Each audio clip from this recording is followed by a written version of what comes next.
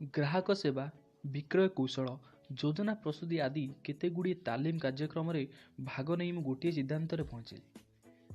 ତାହା ହେଲା, ଏହି କାର୍ଯ୍ୟକ୍ରମଗୁଡ଼ିକ ଖୁବ୍ ସଫଳ ହୋଇପାରନ୍ତା ଯଦି ସେମାନଙ୍କର ଉପଯୁକ୍ତ ମୂଳଦୁଆ ଥାନ୍ତା। ସେହି ମୂଳଦୁଆଟି ହେଲା TQP। ଆପଣ ଯଦି ପଚାରିବେ TQP କ'ଣ? TQP ହେଲା ଟୋଟାଲ କ୍ୱାଲିଟି ପିପୁଲ ବା ସର୍ବଗୁଣ ସମ୍ପନ୍ନ ବ୍ୟକ୍ତିତ୍ୱ, ସଚ୍ଚରିତ୍ର, ସଦାଚାର, ଉଚିତ ମୂଲ୍ୟବୋଧ ଏବଂ ସକାରାତ୍ମକ ମନୋବୃତ୍ତି ସମ୍ପନ୍ନ ବ୍ୟକ୍ତିତ୍ୱ। ଉପରୋକ୍ତ କାର୍ଯ୍ୟକ୍ରମଗୁଡ଼ିକର ଆବଶ୍ୟକତା ନାହିଁ ବୋଲି ମୁଁ କହୁନାହିଁ। ମୁଁ ଏତିକି କହୁଛି ଯେ ସେଗୁଡ଼ିକ କେବଳ ଉପଯୁକ୍ତ ମୂଳଦୁଆ ଥିଲେ ହିଁ ଫଳପ୍ରଦ ହୋଇପାରିବ। ସର୍ବଗୁଣ ସମ୍ପନ୍ନ କର୍ମଚାରୀ ହିଁ ଗୋଟିଏ ବ୍ୟବସାୟିକ ସଂଗଠନର ଆବଶ୍ୟକ ପୁଞ୍ଜି। ଗ୍ରାହକ ସେବାର ମାନ ବୃଦ୍ଧି ପାଇଁ ହେଉଥିବା କେତେଗୁଡ଼ିଏ ତାଲିମ କାର୍ଯ୍ୟକ୍ରମରେ ଅଂଶଗ୍ରହଣକାରୀମାନଙ୍କୁ ଗ୍ରାହକମାନଙ୍କ ସହ ମଧୁର ବ୍ୟବହାର କରିବାକୁ ଶିକ୍ଷା ଦିଆଯାଏ।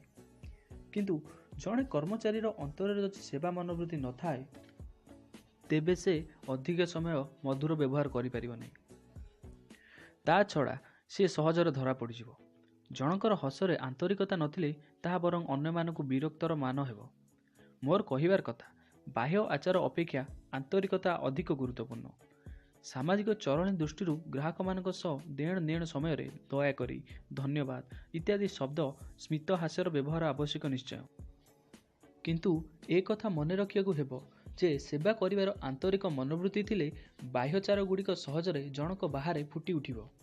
ପ୍ରଖ୍ୟାତ ଫରାସୀ ଦାର୍ଶନିକ ବ୍ଲେଇଜ୍ ପାସ୍କଲଙ୍କୁ ଜଣେ ଭେଟି କହିଲା, ଯଦି ମୁଁ ଆପଣଙ୍କ ଭଳି ବୁଦ୍ଧିମାନ ହୋଇଥାନ୍ତି, ମୁଁ ସତରେ ଆହୁରି ଭଲ ମଣିଷଟିଏ ହୋଇଥାନ୍ତି।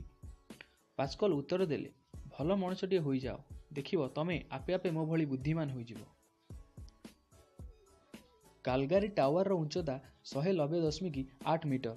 ଏହା ସମୁଦାୟ ଓଜନ 10,884 ଟନ୍ ଏବଂ ଏଥିରୁ 6,349 ଟନ୍ ଓଜନ ପ୍ରାୟ 60% ରହିଛି ମାଟି ତଳେ। ଏଥିରୁ ଏହା ଜଣାଯାଉଛି ଯେ ସବୁ ବଡ଼ ବଡ଼ ଅଟ୍ଟାଳିକା ମାନଙ୍କର ମୂଳଦୁଆ ଖୁବ୍ ଶକ୍ତ। ବଡ଼ ଅଟ୍ଟାଳିକା ପରି ସଫଳତା ମଧ୍ୟ ଖୁବ୍ ଶକ୍ତ ମୂଳଦୁଆ ଆବଶ୍ୟକ କରେ। ସଫଳତାର ସେହି ମୂଳଦୁଆ ହେଲା ବ୍ୟକ୍ତିର ଆନ୍ତରିକ ମନୋବୃତ୍ତି।